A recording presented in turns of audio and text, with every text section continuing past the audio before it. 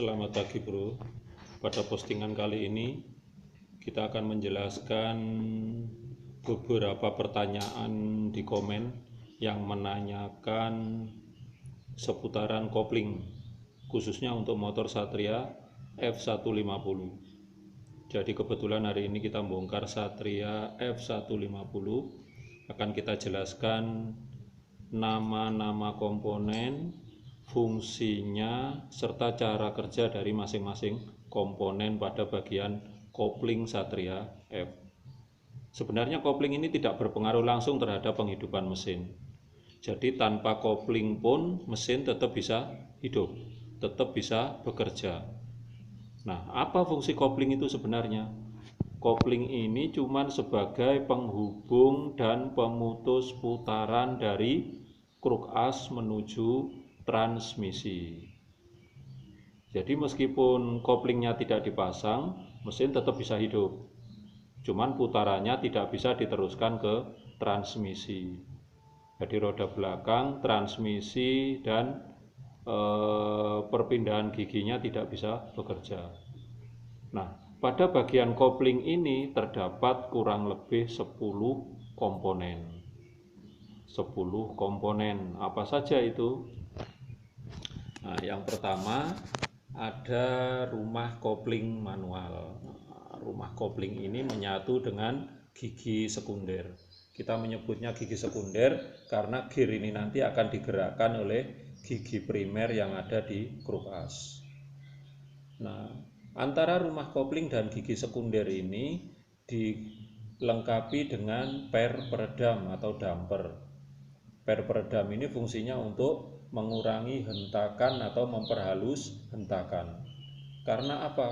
Putaran dari kruk as untuk menggerakkan gigi sekunder itu biasanya secara tiba-tiba atau menghentak.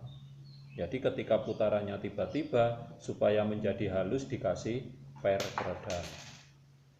Jadi ingat, komponen yang pertama adalah rumah kopling sebagai tempat kedudukan kampas dan pelat. Komponen kedua adalah gigi sekunder sebagai penggerak rumah kopling. Komponen ketiga adalah per peredam atau damper.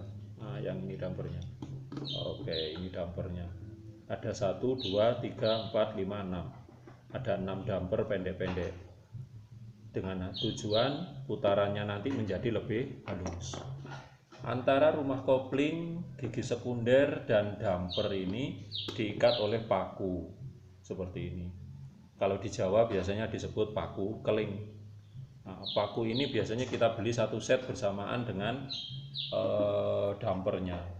Jadi kalau kita ganti damper atau kita ganti rumah kopling, biasanya pembeliannya dapat paku keling atau paku pengikat, itu ada 3. Berikutnya komponen yang keempat adalah kampas kopling. Nah, seperti ini. Kampas ini untuk Satria FU menggunakan 5 buah kampas, 5 buah piringan kampas dengan ketebalan rata-rata 3 mm, batas keausan 2,7. Jadi kalau kamu ukur ketebalan kampas itu tinggal 2,6, berarti kampas sudah waktunya ganti, sudah aus ya. Kalau baru ada yang 3,1. Jadi makin tebal makin bagus. Untuk rata-rata kampas racing itu biasanya 3,2 ketebalannya. Nah, di antara kampas itu biasanya diselipkan pelat kopling. Nah, seperti ini bentuknya. Pelat kopling ini murni terbuat dari baja. Tidak ada lapisan biji besi maupun asbes. Jadi pelat kopling ini nanti fungsinya sebagai penggerak hub bawah. Nah, dia menggerakkan hub bawah. Hub bawah itu yang ini.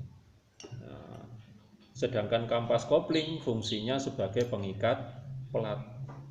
Jadi pelatnya ini bisa muter karena ikatan dari kampas kopling. Ingat-ingat ya. Kampasnya untuk mengikat pelat, pelatnya untuk menggerakkan hub bawah. Kampas mendapat putaran dari mana? Kampas ini nanti akan mendapatkan putaran dari rumah kopling. Nah, rumah kopling ini nanti yang akan menggerakkan kampas. Sedangkan rumah kopling mendapat putaran dari gigi sekunder. Selain ada kampas, ada pelat, Ada juga di sini hub bawah, HUB, hub bawah. Hub bawah ini sebenarnya berfungsi sebagai penggerak gigi transmisi primer melalui lubang yang di tengahnya ini. Jadi kalau nanti hub bawahnya berputar, transmisi pasti ikut berputar. Nah, putaran dari hub bawah ini didapat dari pelat kopling. Jadi kalau pelatnya aus, biasanya putarannya berkurang atau slip kopling. Dalam istilah sehari-hari kita menyebutnya slip kopling. Nah, selain ada hub bawah, di sini juga ada hub atas. Nah, hub atas ini adalah sebagai pengatur kerapatan. Jadi ketika nanti hub atas ini terpasang, akan dilengkapi dengan 5 buah per. Per ini fungsinya untuk menekan hub atas supaya dia nanti merapatkan kampas dan pelat. Jadi antara hub bawah dan hub atas ini semakin rapat, berarti putaran mesin semakin bagus. Nah, kerapatan itu dipengaruhi oleh per. Jika pernya lemah, meskipun per ini ada 5 biji, kalau lemah biasanya tekanannya terhadap kampas juga berkurang, menyebabkan kampasnya slip dan cepat aus. Untuk kesempurnaan kopling biasanya ada yang menggunakan 6 buah per, ada juga yang menggunakan 4 buah per. Masing-masing memiliki kelebihan. Kalau yang 6 per biasanya menggunakan ukuran per lebih kecil, dari segi harga lebih murah. Sedangkan yang 4 per biasanya menggunakan diameter per ataupun kawat pernya yang lebih besar, jadi tekanannya lebih kuat. Kelemahannya kalau yang 6 per itu tekanannya lebih merata, tapi untuk pergantiannya spare partnya lebih mahal karena memang jumlahnya lebih banyak. Itu yang mempengaruhi. Kemudian komponen yang ke-8, 8 hub atas ya. Yang ke-9 itu di tengahnya hub atas ini ada stud. Stud ini fungsinya untuk meneruskan tekanan atau meneruskan tarikan dari handle kopling. Jadi saat kamu nanti tarik tuasnya handle kopling, kabel kopling akan meneruskan tekanan menuju ke lengan pengungkit. Lengan pengungkitnya akan meneruskan tekanan menuju ke stud kopling yang ada di hub atas ini. Nah, stud kopling ini biasanya dilengkapi dengan roches di sisi dalamnya sini. Roches itu fungsinya untuk mencegah keausan. Karena hub atasnya berputar, stutnya tidak ikut berputar. Jadi stutnya itu diem aja. Stut akan bekerja kalau tuas kopling ditekan. Kalau tidak ada tekanan, stutnya tidak ada pergerakan. Tetapi selama mesin hidup, hub atasnya terus berputar. Makanya untuk menghindari kerusakan, supaya enggak aus, dikasih roches atau silinder bearing.